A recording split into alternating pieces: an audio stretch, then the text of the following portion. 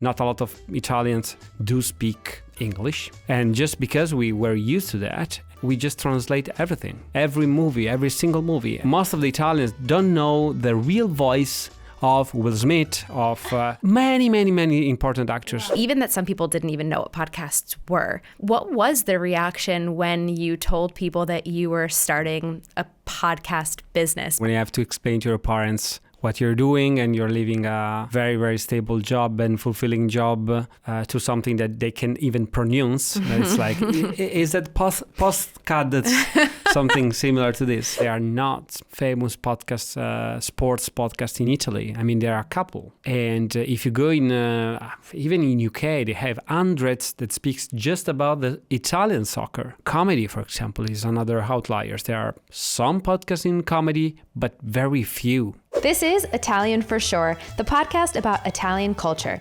I'm your host, Catrin Skaperdas, an American living in Italy, and I interview Italians who passionately share their wisdom, stories, and insights about Italian culture.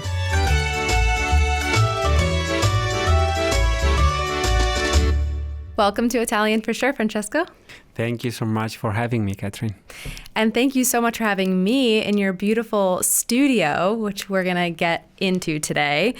Today, we're going to talk all about podcasts, which is a subject I could talk about for hours. I know you can as well. But as the podcast is specifically about Italy and Italian culture, I'm really excited to talk to you today about podcasts in Italy and specifically the podcast market, the Italian podcast market. I think it will help our listeners also to get context once they get to know you a little bit more. So could we start off by you introducing yourself, including where we are today? And I also like to ask my guests where they're from in Italy. You are more than welcome to be here. This is the VOIS Studios. We are in Milan. We are a podcast creators company, so we basically help podcasters grow. We have 120 projects right now, publishing each week, and reach 22% of the Italian market every month. So it's very nice to have this kind of voice and also responsibility, which everyone that is listening on the other side. And where are you from in Italy? Yeah, I am actually from Modena in Emilia-Romagna. But all the team is, it comes from different regions, and the headquarters is here in Milan, where is basically the media in Italy based, except for the filmmaking industry that is based in Rome. Okay, and this is actually something I wanted to ask you about. So you started VOIS in, I think you said it was 2019 when it kind of took the road of podcast creative network. Is that correct? Yeah. So in 2019, how was the industry in Italy? Do you think that if, for example, you started this in Modena, for example, or like, some Palermo in Sicily, do you think it would have had the same successful start as it did starting in Milan? No. Short answer, no. 2019 was very early. The expert says that timing is everything into the entrepreneurship, and I think we missed that very strongly. I was in US at the time, and I saw there the podcast coming, let's say, and we came to Italy with the idea of kind of anticipating what could be the need in Italy, but it was so early. So the market, it was not existing, basically. Even worse, it was not existing, but the only market that was existing, it was the kind of the tail of the first wave of podcasting was after 2004 specifically, that didn't work in the way we know podcast right now. I don't know how many listeners do know that, but podcasting is made of two waves. The first one when podcasting started in 2004, when the technology of the RSS feed was there, and the ones that everyone use right now. But after a while, let's say there was not an industry around this market. So it stays there, but kind of decreased the interest overall. And after a couple of, I think it was 10 years, when Apple introduced the podcast app and also Serial was released 10 years later, it started the second wave, the wave that we are living right now.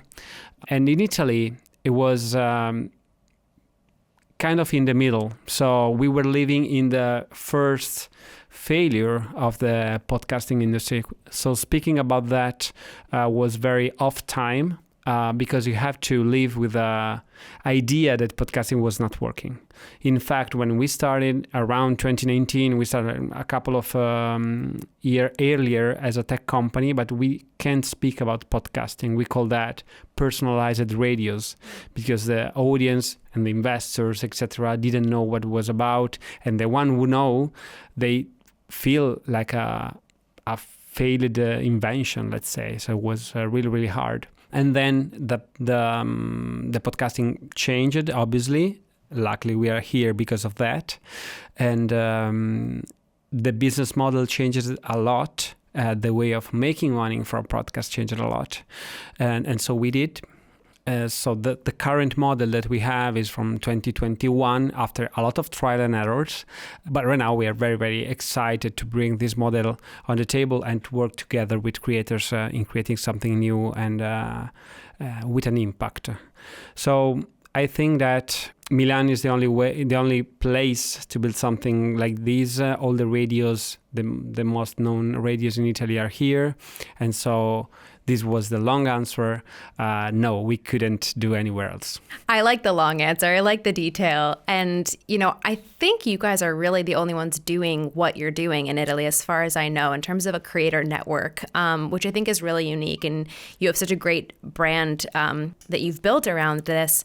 And I'm curious, when you started the company, you talked about how you were entering at kind of a bad time, like failed podcasting, but even that some people didn't even know what podcasts were. What was the reaction when you told people that you were starting a podcast business by even your friends and family? Were they like, Francesco, you're crazy. What are you doing? Or, were they excited for you for something new? What was the reaction of Italians in general? When you live the typical Christmas dinner situation when you have to explain to your parents what you're doing and you're leaving a very, very stable job and fulfilling job to something that they can even pronounce. It's like, is that postcard that's something similar to this? Because before, did you have the King Contratto Indeterminato that all Italian parents want for their children?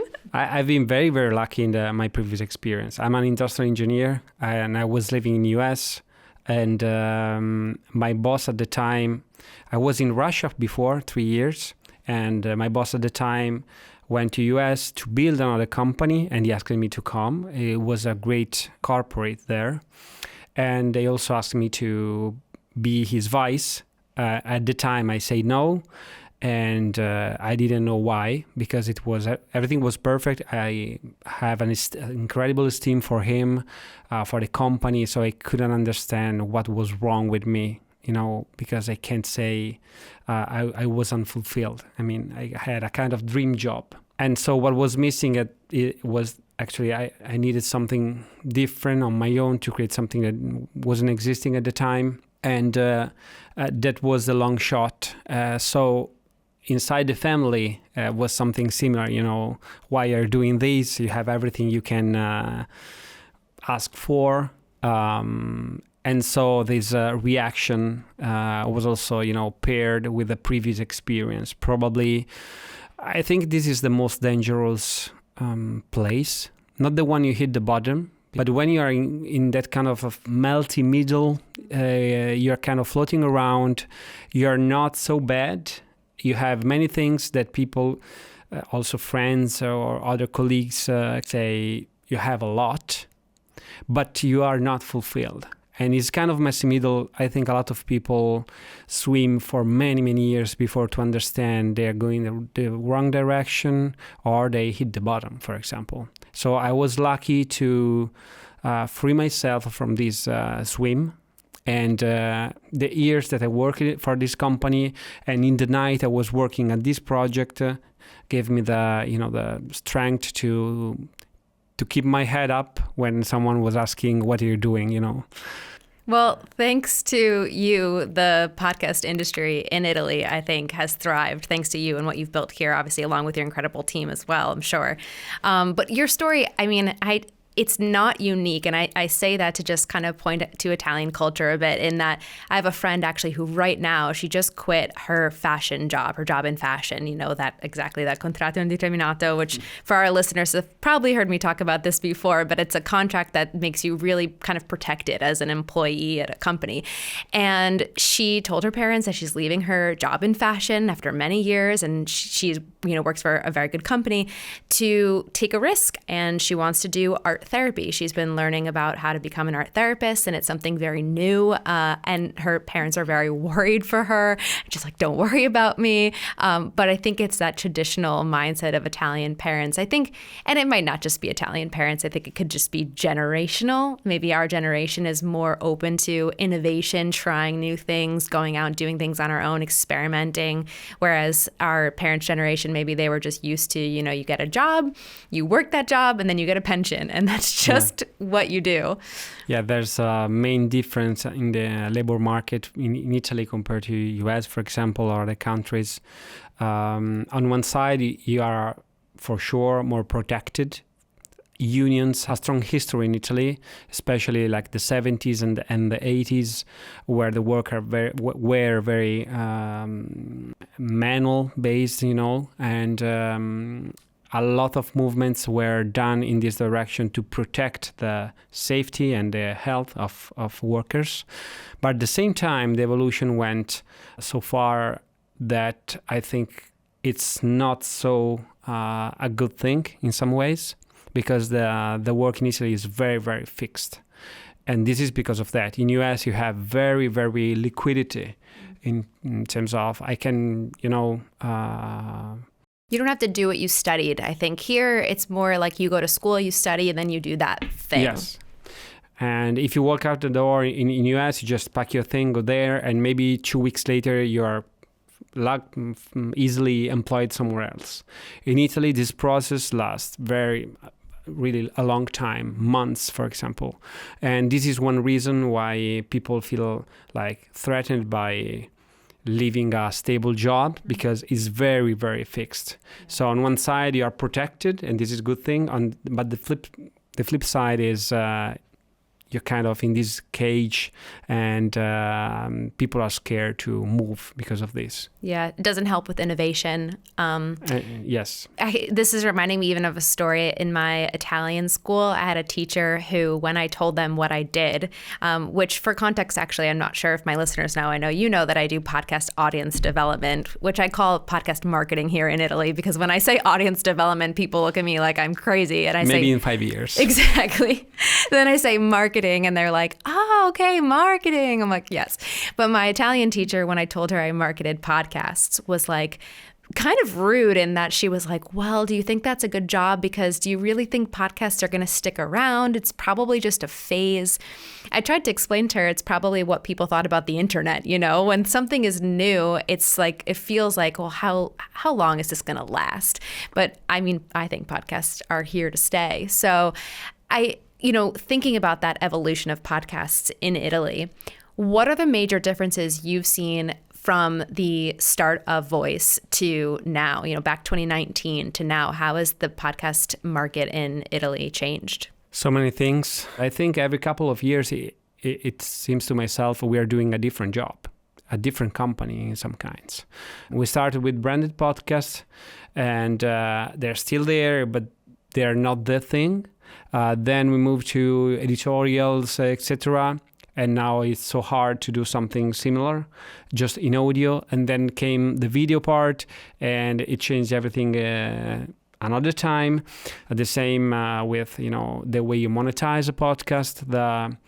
All the stakeholders that probably are for the single creator are invisible. But there are many stakeholders when you monetize a podcast. In the middle, there are many shake hands before an advertisement comes to your podcast, and other shake hands before you have a payout and you smile at the end of the month. So we just rolled with the punches, I think. Ciao everyone, it's your host Catrin Skaperdas. I have an important question for you. Do you want to come to Italy? Maybe you've never been before because you were overwhelmed by the thought of planning it. Or maybe you have been before, but you want to now go beyond the tourist hotspots. This is your chance to travel with an Italian, somebody who speaks English but speaks the local language and knows the unwritten rules of Italy. Someone who can guide you through Italy in an authentic way, leaving you to come home with a true in-person taste of Italian culture. I want to help you all achieve your dreams of seeing Italy beyond the stereotypes, and that's why I've partnered with WeRoad to highlight a trip designed specifically for the curious traveler. It's all about seeing the Italy that I talk about on this show, the real one. And we're taking an intimate group, so it's only 15 spots available on a journey through the hills of Tuscany to the streets of Naples. If you want to experience Italy in the right way, head to the link in the episode description and find out more. Now, back to the show. And you mentioned, monetization and ads. And I wanted to talk to you about this because when I first came here, I was looking for work and I opened up a partita IVA, which for my listeners is like self-employment basically. And I took on clients who were Italian podcasters. Mm-hmm. And in order to help them develop their audience and to find new listeners, one of the core strategies that I do, and I did more in the US as a podcast audience developer, were promo swaps. Mm-hmm. For the listeners, I know this is a little nerdy and in the weeds, but promo swaps being that two podcasts promote each other's podcasts for an agreed upon amount of impressions. But in order to do those promo swaps effectively, you have to have dynamic ad insertion capabilities. So again, for our listeners, it's the ability to put in an ad and take it out easily without having to edit the audio file itself. And the podcast that I was working with none of them had DAI capability, had this dynamic ad insertion capability. And they were the majority of the podcasts were on the free Spotify for Creators hosting platform. So again, for the listeners, this is where you host your podcast and that's how it gets out to Apple Podcasts and Spotify and all the places where podcasts are available. And that platform doesn't have dynamic ad insertion capability, at least that you can control just for the programmatic ads. How is that today? Is dynamic ad insertion now common across Italian podcasts? Is that still, and this is just one example of something that I notice as a difference of coming from the US market to Italy. So I just would love to talk to you about specifically dynamic ad insertion, but then other things that you noticed that are coming here, maybe as you said, from other countries that you're adapting. I think there are many answers on that. Because, the format of an advertisement follow different rules and channels. I will give you an example. We passed 3 years speaking about host reads that are one of the most common ways to use this technological capability. So the possibility for any creator to interpret a customer brief, and put that mention into your content, but in a dynamic way. So some people will listen to that. After a certain amount of people is reached, this advertising will disappear and your content stays clean. So very, very smooth. And we were believing that this was game-changing. This is game-changer. But it depends always by the people you speak to. For example, the radios will understand this because they understand the scale you can reach, the power of an editorial content, so something that you put your mouth in, But with a great beneficial of having a scale on your advertising planning. But that was not the case. For example, because radios in Italy have been very, very lagging in embracing podcasting. This is one of the reasons of the 21, 23 stable crisis of podcasts. Stable crisis because it was going up, but not at the certain, rate. The expected rate. And one of the reasons is if you see other countries like US, there are many media companies, big ones, and every one of them in some way embraced the podcast and try to do something with that. In Italy, there are some media companies but the measure just didn't do anything. And so, they did not make the culture, And so this piece was missing in the puzzle. And even if the technology was there, the customer was not understanding the potential because the media, the big media, were not speaking about that. And so we put like 3-4 years in talking with the people and explaining what it was about. And we thought we were winning. And at the same time, video and YouTube come. And guess what is the best and more prolific way of making money on YouTube? Baked-ins.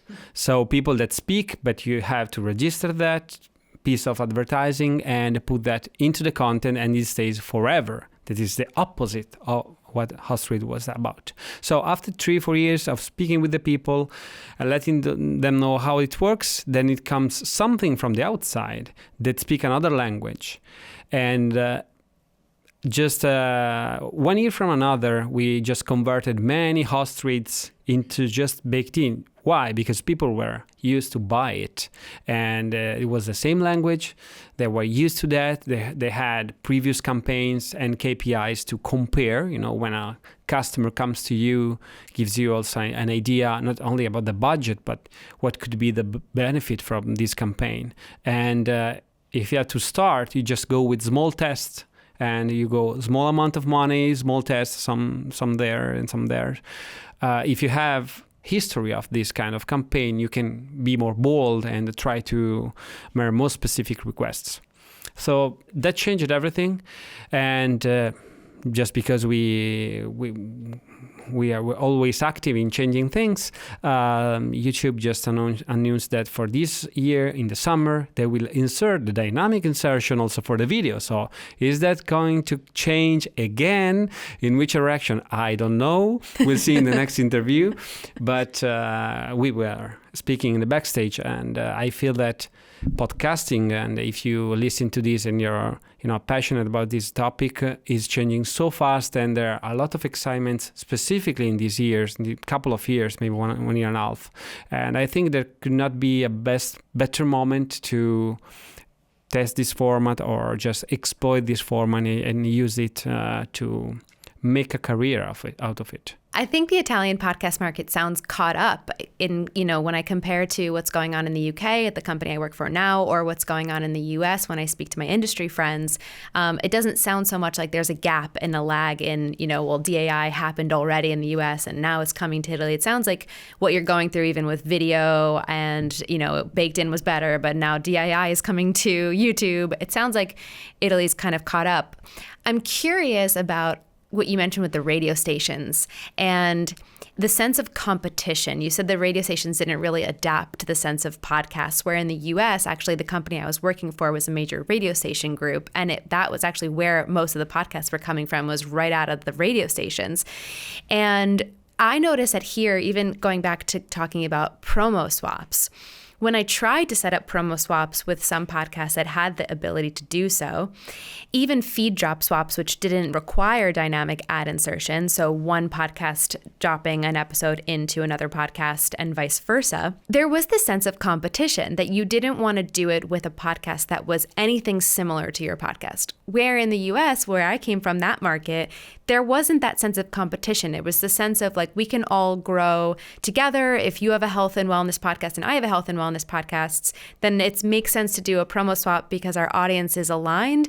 And here I get that pushback all the time in Italy of like the sense of competition. So I'd love to hear that from you. And, is my perspective accurate? Do you feel that there's this sense of competition between podcasts, between radio and podcasts?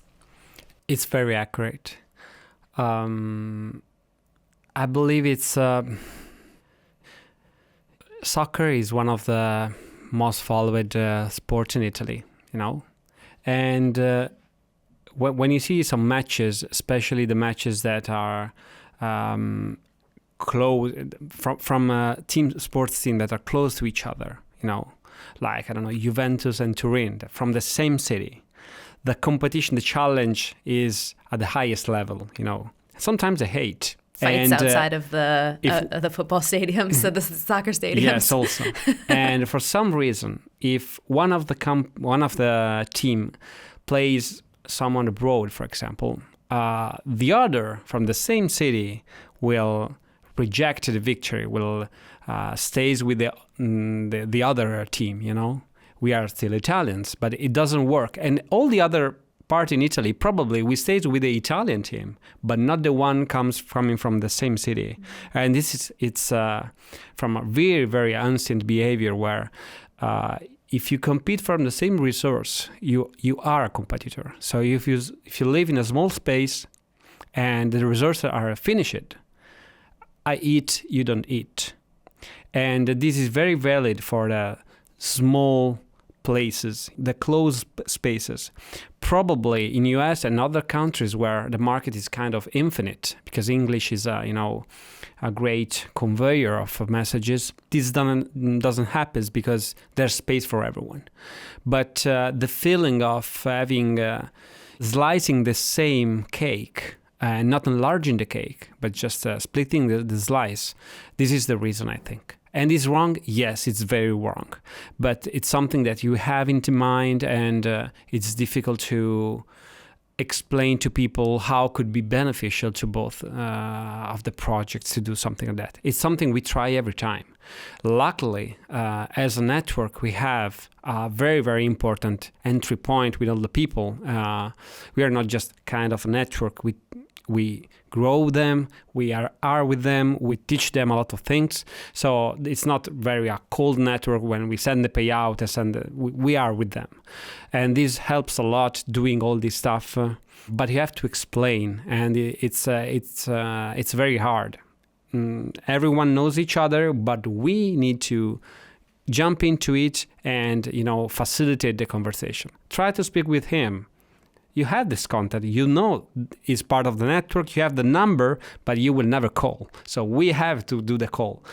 It's something strange, but it happens, I think, because of that. There's even the sense of competition within the network. A bit, it sounds yes. like. Sometimes, that's interesting. Yes. And you talked before too. You said about how Italy maybe being like this closed space, and you talked about language. And the truth is, even me, sometimes when I tell people I'm learning Italian, they're like, "Why?" And I'm like, "Well, I live in Italy."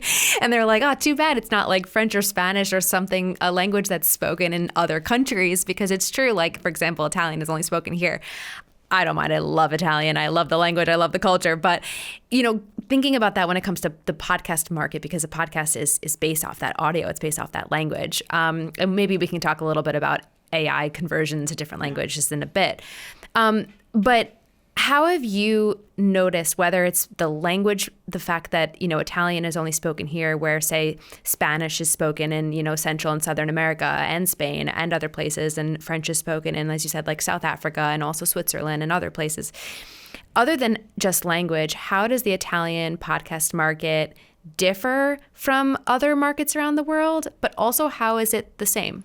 I would say that's the same in terms of what podcasting is. Like every country has its own uniqueness in terms of which kind of podcasts are maybe most listened to, or it's obviously dependent by the culture you're in. But there are some kind of outliers. For example, there are not famous podcasts, sports podcasts in Italy. I mean, there are a couple. And if you go in, even in UK, they have hundreds that speaks just about the Italian soccer. Mm-hmm. So it's incredible. So we have this kind of uniqueness, I think, depends also by how it developed this market. For example, there are many companies, also big ones, like, for example, Will and Cora, that are our competitor, for example. They put a lot of investment into the market. And so for sometimes the news and politics were just the measure podcast you can find. Why? Because they put a lot of effort in promoting it. And so it's something also that depends in who put the money on the table, for example. And for some reason, I don't know why, the sports company are still very, very lagging on this. And there are just a couple of them. Comedy, for example, is another outlier. There are some podcasts in comedy, but very few, very, very few. And we know, looking at the numbers, that is one of the most invested topic in branding. It's easy, it's brand safe. There are many reasons of that, and for some reason there are not so many podcasts. So in podcasting in general, let's say it's similar to all other countries. It has some uniqueness that depends how we reach the level we are right now. Let's take a quick break to talk about Italian culture. We spend a lot of time talking about Italian culture on this podcast, but I'm going to be honest with you, nothing beats actually being here, being in Italy, surrounded by the culture, talking to the people. That's why I'm so excited about the Italian for Sure trip with WeRoad. This trip is perfect for solo travelers who want a ready-made community, and also for friends and couples who want to meet new people. WeRoad brings together small groups of people with similar interests, like you guys with Italian culture, to explore together, and often the people within these groups end up becoming friends for life, planning other trips together in the future. This specific route in Italy is a dream. You start in Florence, you head through Rome, you end in Naples, and you have a little bit of Cinque Terre and Amalfi Coast mixed in. The best part? They handle all the logistics, the train tickets, the hotels, even the big tours like the Colosseum, so you can just show up and soak it all in. It's the ultimate way to live out the stories that we talk about here on this podcast. You can find out all the details, like the trip dates in September, through the link in the episode description. And be sure to listen to the very end to find out how you can receive 10% off of your booking. Now, back to the show. From my perspective, I can relate to what you're saying because I've noticed something similar. I'll give you an aside for context. So I went to see Francesco Di Carlo, the Italian comedian, in Italian when he was here in Italy. And yes, my husband did have to translate a lot of it, but that's okay. But what I did notice is that his comedy was rooted in history. It was rooted in, things that only Italians would know, that all the people in the audience are gonna understand because it's what you guys studied in school. It's that classical, like the history of Italy, the history of the world that the Italians know so well. And his comedy, even if I understood Italian really well, the language, I still wouldn't have understood his comedy because it was so rooted in the history and that foundation. Whereas his comedy in the US, which transparently I've only seen through social media, but it's much more easy for, I think, anyone to understand because he talks about a lot of funny cultural differences, things about like movie titles that have been translated, like Jaws, he says, is lo squalo. He's like, you lose. So these kinds of things. But you don't need to know really anything to understand the joke. And I have found that in Italy, that people prefer to listen to somebody who has the right to be talking about the subject matter that they're teaching on because maybe they've studied it or they have a ton of experience in it. They want to listen to substance. They want to learn something kind of deep. Whereas in the US, and I think also in the UK, the market is higher for gossip podcasts that talk about nothing. They talk about literally nothing, and people love it because they tune in and it's more about feeling a part of the conversation.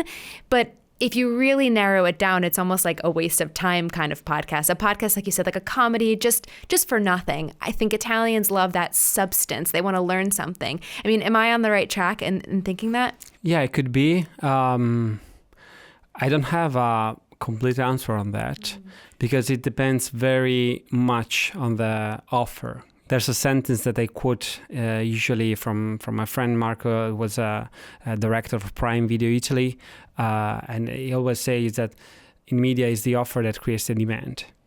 And that's very, very true. You probably won't search for a movie talking about crocodiles tonight. You just search on whatever you see and find something that you find interesting, And so this offer is the missing point.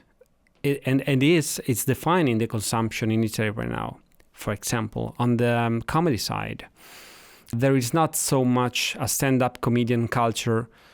Sorry, guys, it exists. It does. I'm not saying that it does. I'm preparing from the social media backlash.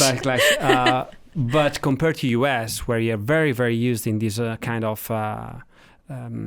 stand-up comedian, it's less frequent. It's coming, but it's less frequent. So it means that there are some major TV shows that can put the lights on someone, And they have specific styles, and some of them are related to history or something that is very dense in terms of.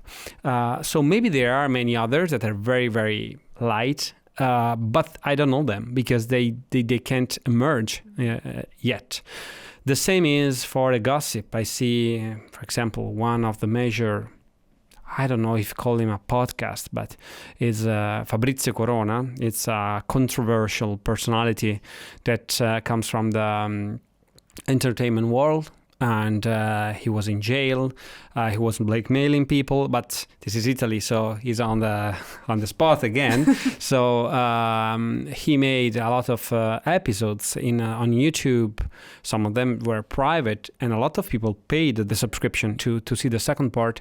And that was about gossip in the high places. So the only gossip you would know if you are there, So it's not Italy. Isn't for gossip. It's probably not there yet in the way the other find. Well, and it doesn't have to get there. I think that Italy... I hope not. No, yeah, I think Italy is unique in that. I think that people, I know that now even some countries are making laws against people on social media that not everyone can just get on social media and talk about anything, that they actually have to have some background in what they're talking about. So I don't think it's a horrible, it's a bad thing. For me, it would be wonderful. I'm just not so trustful of my colleagues, country colleagues. I mean... you would love the laws in place for people only being able to talk about things they, have degrees or should be talking about? I'm worried at the way it deploys, but at the same time, yes, I do agree. I very, very do agree. It's, just to give an example, in VOIS, our rule, we call that responsible entertainment. And the main reason is taking people that have a reason to speak about something.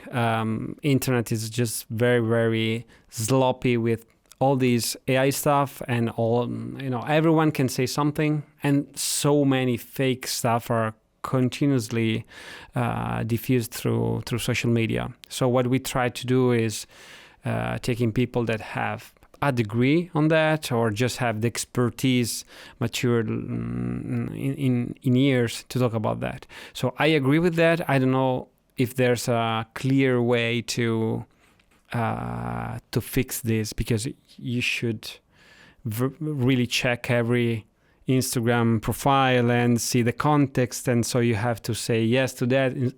The deployment is always the difficult part, even in a good law. Yeah, I think it's on the person also. Like, you have to have the mindset of, you can't just believe everything you read. You also can't believe everything ChatGPT says. Let's just put that out there. But okay, so we talked about genre, and I think this is a good segue because I want to talk a bit about timing, like average length of podcast episode in Italy, because in the US, and specifically where I come from, and this is the base of my podcast, it's like me as an American, my lived experiences, comparing it to what I notice, and then asking you, like, if this is actually Italian or just my perspective. But where I come from outside of New York City, so Long Island, if anyone's familiar, and it's very common to have a job in New York City and take the train and do like a 45-minute minimum commute. Usually it's about an hour, and usually door to door, like mine was an hour and a half. That probably sounds really long to an Italian. In America, and especially Long Island, that's really normal. Podcast lengths on average in the US are like 45 minutes. And I feel that is based off of commute time, where from my perspective, just the people I know here in Italy, commute times are usually not that long, unless you're trying to do something like, save money by living outside of Milan and commuting in. But the majority are maybe doing a 20-minute bike ride or tram or subway or walk. So I find that podcast episodes in Italy are shorter. They're more around like the 20 tops 30-minute mark. Is that accurate? Yes, the commuting time is around 21 minutes in Italy. And also that changed a lot after the COVID because, with the smart working, which is remote working for everyone who's listening. Yes, the remote working changed also these rules. For example, I don't know if I can say that, but I will anyways. I don't believe in any radio data we see. Like it's all biased, it's all just kind of made up? Any of that. Just because all the companies, at least, they make 1 day of smart working, at least. The radio is like 85% listened into the car, and it's impossible by numbers that the consumption of radio before the COVID, where everyone has to go, with the car, and after is the same. Just because of numbers, at least 25%, 20% should be lower, because I don't go at least 1 day a week. So this changed also the podcast consumption a bit. I think the average, not I think, data shows that the average is 40 minutes in Italy of consumption per day, the one who listen. They are usually audio-based. It's still something that we are trying to understand when we make the reports. What is a podcast? Right, video podcast. Is that video, still a podcast? If it's on YouTube, it's a podcast. I don't know. Now it's on TV. In the US, it's like Netflix and Hulu. Yes, it's yes. Like, is it still a podcast? It's still coming. It's coming here also. And so that's kind of confusing also on the consumption side of things. On the other side, yes, this is the average duration. It depends obviously by the format. For example, daily tends to be shorter. The closed series tends to be longer. But the introduction of video changed a lot of things in this.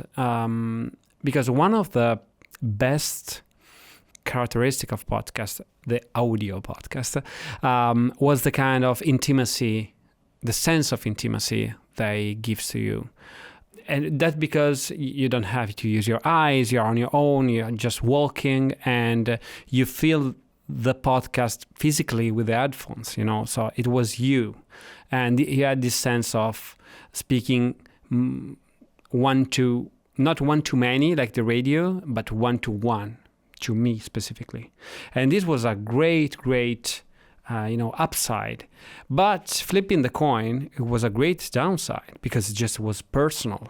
And so you were missing the sense of sharing something. I can just send you the link, but we are not listening together. It's different, Instead, what we are seeing right now is changing everything again, just because right now the video is going to TV and you're finding your podcast into the main TV of your, living room. And now you're sharing again. And now it's becoming a show that you live with someone else. 35% of our content is already streaming connected TV through YouTube right now. So even Italy that is lagging, it's here. And it means changing everything because, the typical time of listening is in the morning. But it's probably not very true. The same buy that Netflix made around Spotify content, a lot of people say is for, afternoon time, teenage time. So it's changing again. And I don't believe that we should follow too much the algorithms. You look at the data and see, etc. I just look a report on YouTube last time, and for a reason, no one knows which one is. Last year, the long, very, very long content on YouTube were performing extremely well. Like 2 hours of content, like a movie, I would say. And so people started to do incredibly long format, but it was very, very a great effort to do something like that. And just with a flip, in the last 6 months, they were performing very, very bad.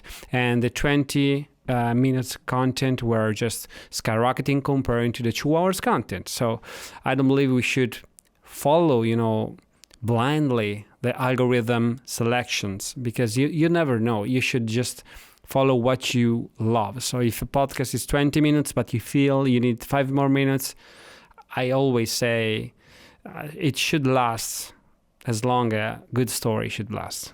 I agree. And I mean, even us, so we've been talking, I think, for like nearly an hour, and my episodes are usually like 45 minutes. Okay. But time goes by, when you're having a good conversation.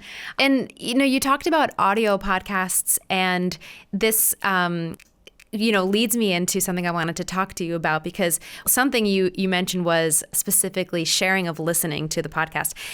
I in the US actually shared a lot of podcasts with my friends because we do a lot more driving, I think, like more road trips. So we'll be like, oh, let's drive to Florida. And that's, 24 hours away.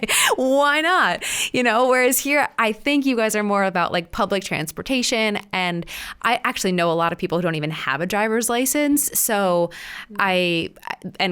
stop me and correct me if any of this is incorrect. But that's my perspective here is that shared listening time is happening more in the US, I think, because of the car. And the other thing with audio listening in Italy that I wanted to talk to you about was the nonverbal of Italians. Like you guys talk with your hands. You say to say no, you make a sound, but specifically the hands. And for any of my loyal listeners listening, they might have hopefully listened or watched the first episode of this entire podcast series with Maddalena, who is a polyglot, and she was going over common hand gestures in Italy. And as she was doing them and showing me them and explaining them, I was saying, well, for the people who are just listening, she's, her fingers are pointing up and her wrist is shaking. And I was trying to explain it because I got feedback on that episode that for the people who listened only were like, we missed some things because we weren't watching and the hand gestures were lost. Have you come across that in Italy where hand gestures and the nonverbals from Italian pre-video got lost, or would that affect podcasting? That's a great question. One thing we do have as Italians, we have a long history. We have a long history in storytelling. We have a long history as period. So if you study the Roman Empire and and also before, you will find many important people that were delivering messages through just storytelling and wording. I think the nonverbal is kind of a way to think, but in terms of the use that we make in terms of voices, we have a long history in that as well. For example, not a lot of Italians do speak English. And just because we were used to that, and we just translate everything, every single movie. And so we have a long history as well of great, I don't know the English word. Dubbers. Dubbers, yeah, yes. You guys have like famous dubbers. Incredible famous. Yeah, that's wild to me as an American. That was a big cultural Most difference. of the Italians don't know the real voice of Will Smith, of many, many, many important actors. Wow. Never heard. So these two things combined, I think, gives us a kind of unique perspective in something. There were famous emperor. It was Cicerone in the Roman Empire, and he was very, very famous for his speeches. The fact that he was able to elaborate them, they're very, very long, and just keep the audience with him and do these incredible speeches that made him won a lot of politics battles, etc. And he had a technique about that. It's called Loci Ciceroniani. It means Cicerone places, I would say. It means, sorry, what? Places of Cicerone. Of this person, okay, yes. So the technique was very, very simple. He would start walking, that is a great way to think, by the way, and elaborate the speech. Every time he was hitting something like a river or a road or a tree, he will connect these with the specific part of the speech. And so these two ways enable him to remember our incredible, very long speech, just remembering the road. So it's 1 hour walk from here to here, and I remember there's this river, and then this tree, and then this house, and the river is this sentence, this house is this sentence. So there's a very, very long history of just verbal speeches. And I think there are interesting projects that only on audio that leverage this kind of history we do have. That's really interesting. And I have never heard that story before. And I feel like this is so typical of Italians to be like, oh, this old emperor that, he had this way of telling stories. Like, that's incredible. Well, as I talked about or mentioned before, we, have been here for about an hour. So I want to let you get home to your new wife. Congratulations again. Thank you. I guess before we go, is there anything else that you want people to know? I mean, my audience is majority US-based, majority abroad-based. The idea of this podcast is to spread accurate information about Italian culture abroad. What else do you want people to know about the Italian podcast market? I would say that, as we spoke about that, the market is here, and it's a great opportunity being here right now. The inventory also, it means the quantity of content is available for advertising purposes is here. There are brands that, for example, BetterHelp is one brand that in US uses a lot the podcast as a way to grow, and it's very, very difficult to just erase BetterHelp for the communication. If I would be a competitor, it would be very, very difficult to be there. So there's this kind of open space, and there's a lot of possibilities to just dominate some kind of verticals and some kind of markets, just being early on that. And but the technology is here, the content is interesting, and I would say Italians are not just good cooking guys. So there are also smart people that can really leverage this culture, and I believe that we will flourish together with the other countries in Europe in podcasting. I love that. And if I may add, I really hope that one day I can introduce myself and say, hi, I'm Catrin and I'm a podcast audience developer, even podcast marketer, and not get the, wait, what? Podcasts? Oh yeah, I listen to podcasts sometimes. So that's the development that I'm hoping for. But Francesco, this has been such a lovely conversation with you about the podcast market in Italy. Thank you for your time, and thank you for joining Italian for Sure. Thank you for having me. Ciao. Ciao. And this is Italian for Sure. If you made it to the end of the episode, you're a loyal listener. And that's why this is the first promo announcing the 10% off offer of the Italian for Sure trip to the first 7 people that book their spot. This trip is designed with you in mind. You'll have a dedicated Italian travel coordinator to lead the way, ensuring you get that authentic experience without the headache of planning it all yourself. Turn this podcast into a reality and come see Italy for yourself. Click the link in the episode description for more information, and feel free to DM me on Instagram at Italian for Sure if you have any questions. See you in Italy. Thanks for listening to this episode of Italian for Sure. If you liked what you heard, make sure to hit the follow button wherever you listen to podcasts, and hit the subscribe button on YouTube. If you want to connect, find me on Instagram and TikTok at Italian for Sure, and let me know what you found most interesting. Until next time.